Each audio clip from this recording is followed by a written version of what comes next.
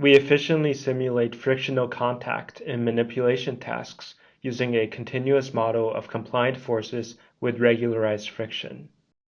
This allows us to cast the problem as a system of ODEs.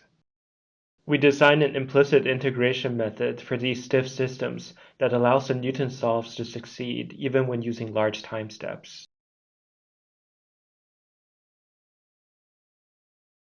Implicit integrators use Newton's method during each time step to solve for the velocity. With friction, the residual slope changes drastically between sliding and stiction. In this example, the velocity starts at v0 in the sliding region, and the solution is v star in stiction. At v0, a Newton step follows the slope and arrives at v1, which misses the stiction zone. The next step would arrive at v2, missing stiction again.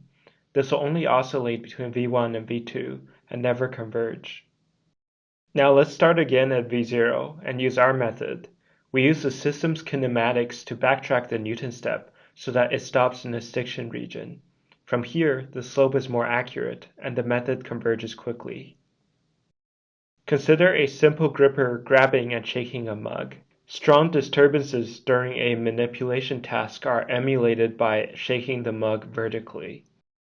When the grasp transitions between sliding and stiction, a traditional implicit Euler scheme needs to take smaller time steps so that Newton's method converges. This causes the short pauses in the video along with the jagged plateaus in the red line.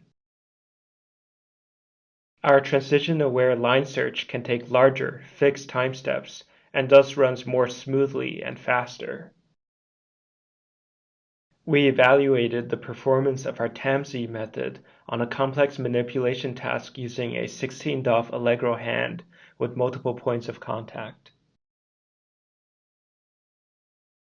In this sim-to-real example, a KUKA-IWA arm is commanded to pick up an object, execute a shaking motion, and set it down at a specified position, where force feedback is used to assess grasp quality as well as task completion.